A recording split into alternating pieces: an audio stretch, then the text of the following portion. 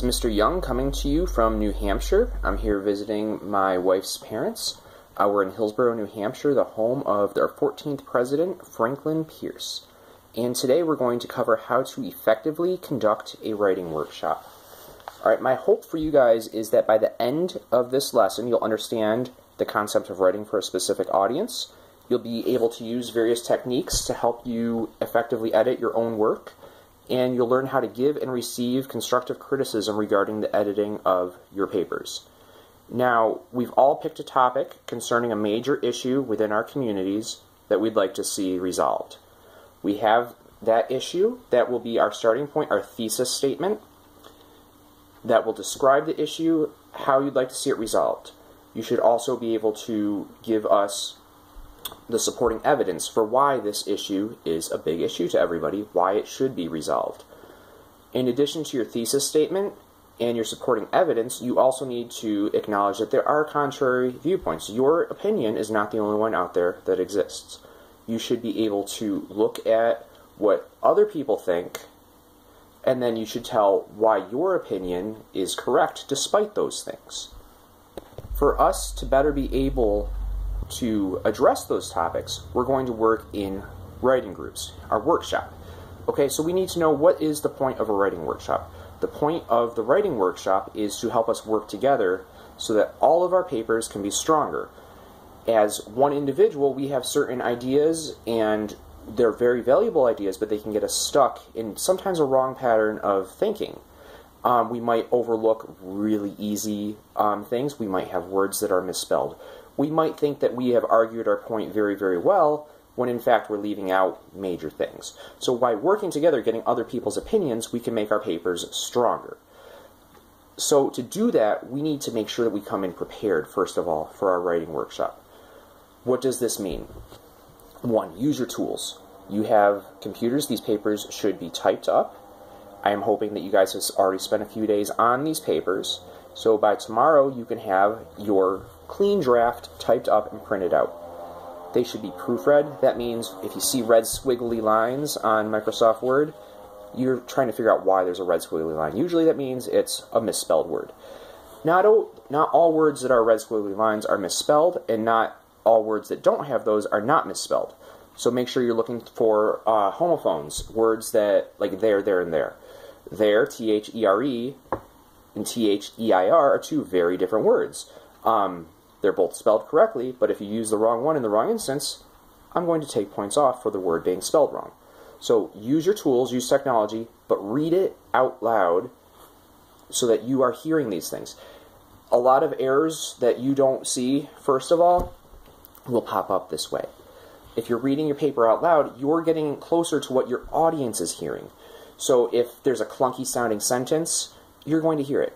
Now, one trick that I like to use is to record myself reading something, because your own voice in real time isn't always reliable. So if you read something and record it, then go back and listen to it, you can hear the parts that don't sound quite right, that don't sound natural. You can find those and you can fix them.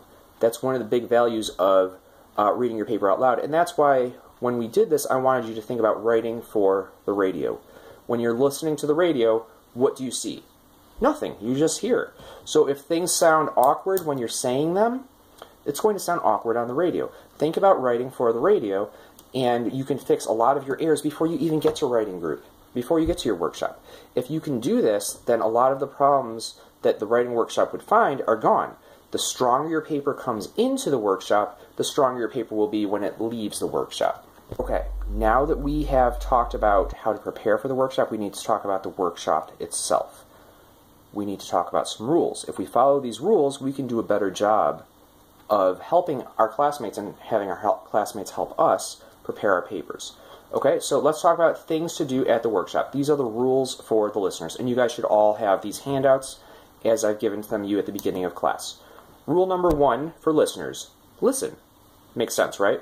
If you're listening, you're going to hear a lot of things. Yes, you'll have the paper typed out in front of you, but listen to the reader read the paper as you follow along. You will notice a lot of errors that might not have popped out if you're just reading.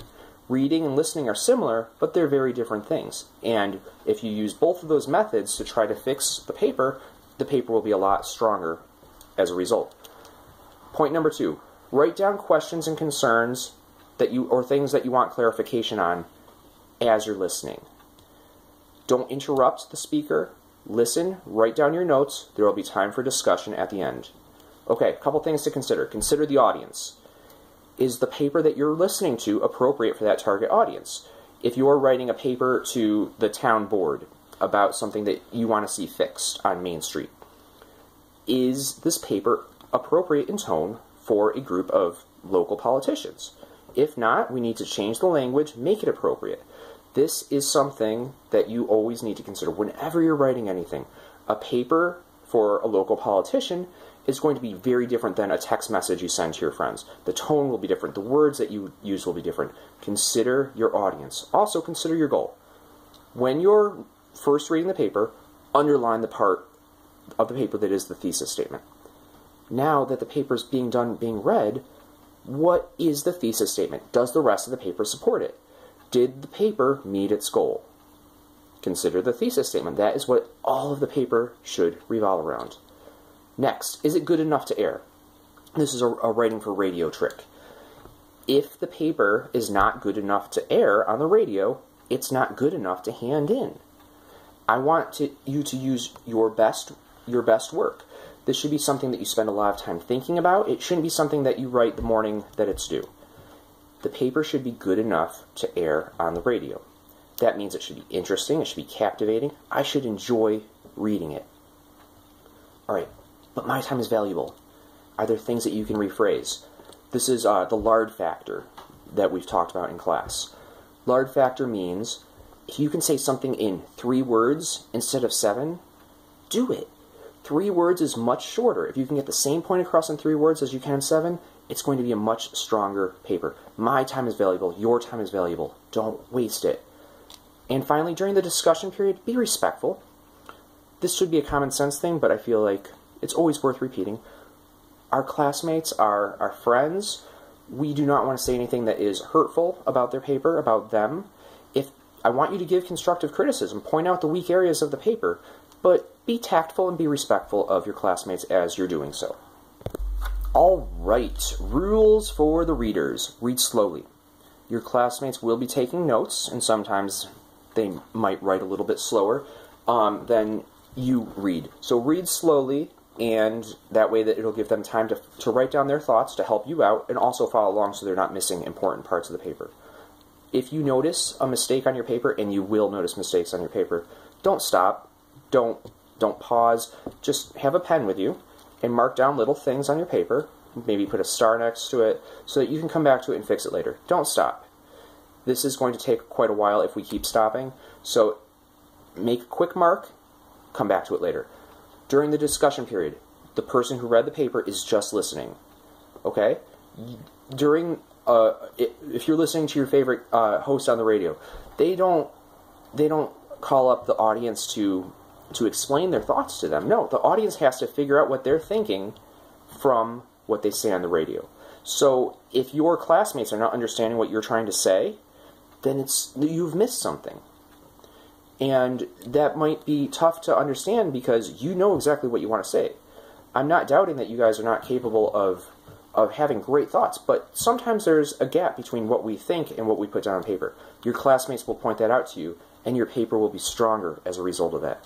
Take notes of what your classmates say as well. You don't want to try to memorize all these things. It's a lot of information, and you're certain to miss something if you don't write it down. All right. We've finished our workshop. We've read our papers. We've listened to the constructive criticism that our classmates have given. We have one big question. What are we going to do with all the information that we've obtained? Okay, you have the marks that you made, your classmates' notes on the copies of the papers that they were given, and you have the notes that you took during class discussion. All of this is valuable. You might not use all of it, but all of it is valuable for consideration as we take this information and make our clean copy a final copy. Okay? This requires us to put aside our pride. It's really easy to say that I'm right and you're all wrong, but that's very, very rarely the case. Put aside your pride. Consider what your classmates are saying use that information to make your paper stronger. If they say, well, you need to explain this idea better, well, go back and research it. What can you do to make that idea stronger? The feedback that our classmates give us is our chance to make our papers stronger so that outside readers, people listening, if we're speaking on the radio, will be able to hear exactly what we're communicating. Alright, that's it for right now. Thank you guys for listening, and I can't wait to see how these workshops go, and I can't wait to read your final copies.